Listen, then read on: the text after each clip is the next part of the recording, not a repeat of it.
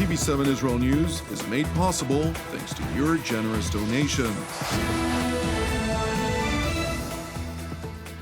Shalom, good evening. This is TV7 Israel News broadcast to you from Jerusalem. And in today's top stories, Israeli Defense Minister Benny Gantz voices confidence that Washington will not remove the IRGC from its designated list of foreign terrorist organizations. Unidentified aircraft target a number of Iranian installations and warehouses in the vicinity of Damascus in yet another deadly bombardment which Syria attributes to Israel. A senior Islamic Revolutionary Guards Corps officer who was reportedly involved in planning terror attacks against Israeli civilians and targets overseas was assassinated in one of the most highly protected districts of the Iranian capital, Tehran. IDF, Israel's security agency, and Border Police Special Operations Forces engaged in counter-terrorism activity in a number of towns and so-called refugee camps in the West Bank districts of Judea and Samaria over the weekend. According to the IDF spokesperson's unit, a total of 21 suspects wanted for involvement in terrorist activities were arrested. Moreover, during operational activity that included deadly exchanges of fire, a number of weapons caches were uncovered and consequently confiscated. And while thankfully no injuries were reported among the Israeli forces, a 17-year-old Palestinian militant, a member of the Iranian proxy Palestinian Islamic Jihad, was killed while engaging in a gun battle with an Israeli Special Operations Force. Meanwhile, Defense Minister Benny Gantz concluded a 5-day trip to the United States last night, prior to which he addressed an event in New York City commemorating fallen Israeli troops whose families live in the United States. In his remarks, Jerusalem's top defense official highlighted the deep-rooted connection of the Jewish people who were repeatedly forced to contend with powerful adversaries who seek to uproot them, yet, as in the biblical story of David and Goliath, the people of Israel overcame adversity time and again. This union of loss and triumph, sorrow and salvation, heartbreak and happiness, which cannot be separated from one another, serve as a proof that we have been fighting Goliath ever since. The Goliath that displaced us from Zion, and the Goliath that expelled us from Spain, the Goliath that tried to destroy us during the Russian Empire in the 19th century, and the German Goliath that nearly succeeded in the next one. And just like David the king, the people of Israel overcame. Not only did we survive, not only did we make the desert bloom, but we also built the strongest military in the Middle East region, because history showed us that we must defend ourselves by ourselves. Minister Gantz continued by highlighting that while Israel relentlessly battles its enemies for its survival, it does nonetheless do so with the hope that someday it may live peacefully beside them. The Israeli Defense Minister stressed, however, that until the day in which peace prevails, the Israeli defense establishment will vigorously combat anyone who seeks to harm its citizens.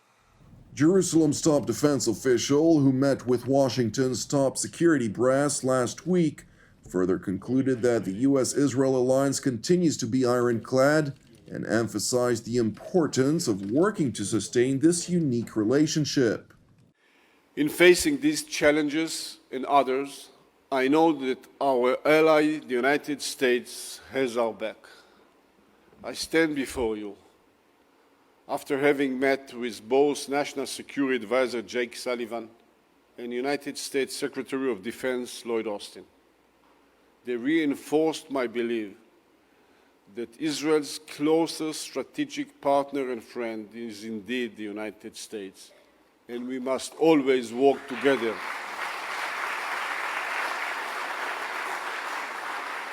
We must always work together to protect and maintain this bond. The latter remarks by Defense Minister Gantz were made after he revealed that while Washington remains hopeful for a revival of the 2015 nuclear deal with Iran, it simultaneously remains firm against the Islamic Republic's prerequisite demand to remove the IRGC from the U.S. State Department's designated list of foreign terrorist organizations.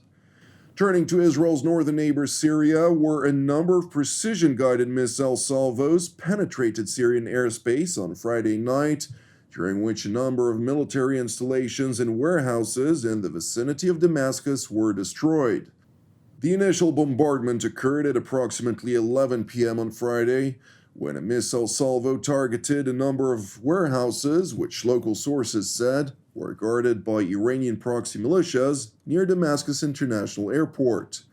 In tandem, unidentified aircraft launched a number of salvos toward a number of Iranian military installations in the mountainous area near Al-Kiswa city, situated in Rif Damascus Governorate, in addition to another number of targets, which TV7 could not immediately corroborate, in the area of Jamraya village, north of the Syrian capital Damascus. While Syrian air defenses were activated in an attempt to intercept the incoming salvos of precision-guided munitions, extensive damage was subsequently reported in all of the targeted locations. Moreover, the Syrian Defense Ministry later confirmed that 3 of its air defense troops, including 1 officer, were killed. Meanwhile, the Damascus regime naturally pointed a blaming finger toward Israel. Nevertheless, the IDF spokesperson's unit did not confirm or deny its alleged responsibility in response to TV7's request for comment. It is important to mention, however, that all of the targets in Syria were identified as belonging to Iran, its proxies, and Syrian air defenses that sought to protect the Iranian installations. Turning to the Iranian capital, Tehran, where a senior Islamic Revolutionary Guards Corps officer who formerly operated in Syria and was reportedly involved in planning terror attacks against Israeli civilians and targets overseas, was assassinated in one of the most highly protected districts of the Iranian capital. Colonel Hassan Sayed Khodayari was reportedly killed upon entering his vehicle that was parked next to his private residence when 2 armed individuals on motorbike reportedly opened fire and neutralized him before fleeing the scene. Meanwhile, the IRGC released a statement in which it blamed Khodayari's killing on anti-revolutionary opponents of the Ayatollah regime and stressed that the assassination of their officer in the heart of Tehran crossed all red lines and broke all of the rules. Moreover, in a televised statement, Iranian President Ibrahim Raisi highlighted the voiced frustration by veterans of the IRGC who served in Syria and pledged revenge against those responsible for the assassination of Colonel Khodayari. پیگیری جدی مسئولین امنیتی مورد تاکید من هست و تردید ندارم که انتقام خون پاک این شهید بزرگوار از دست جنایتکاران حتمی است. It is important to know that while public reports broadly insinuated Israeli responsibility for the assassination of the IRGC officer, Colonel Khodayari played a central role in the Iranian drone industry, placing him in the crosshairs of a string of nations throughout the Middle East and beyond, who have been subject to repeated drone attacks by Iran and its regional proxies. Turning to the Turkish city of Istanbul, where President Recep Tayyip Erdogan claimed that Ankara cannot ignore sanctions that were imposed on Turkey by Sweden, that after the Turkish military launched an operation into northern Syria in 2019. Speaking at a submarine production ceremony in Istanbul, Erdogan stressed that while Turkey is still discussing the lifting of sanctions imposed by NATO allies, it cannot accept a new member which is actively imposing punitive measures against exports of Turkey's military industry. NATO'da ve üyesi olduğumuz diğer uluslararası kuruluşlarda oynadığımız hayati rol apaçık ortadayken kimi müttefiklerimizle hala yaptırımların kaldırılmasını konuşuyor. Özellikle de İsveç'in şu anda bize karşı yaptırım uygulamasını hiçbir şekilde bir kenara koyamayız. Temel güvenlik hassasiyetlerinin gözetilmediği bir genişleme politikasının ne bize ne de NATO'ya hiçbir hayrının dokunmayacağına inanıyoruz. Alongside demands for lifting of sanctions, Ankara accused Helsinki and Stockholm in particular of harboring individuals linked to the internationally recognized terror group, the Kurdistan Workers' Party. Nevertheless, NATO Secretary General Jens Stoltenberg voiced confidence that a quick decision on welcoming Finland and Sweden into the alliance will be made shortly. The security interests and concerns of all allies need to be taken into account. And I'm confident that we will come to a quick decision to welcome both Sweden and Finland to join the NATO family.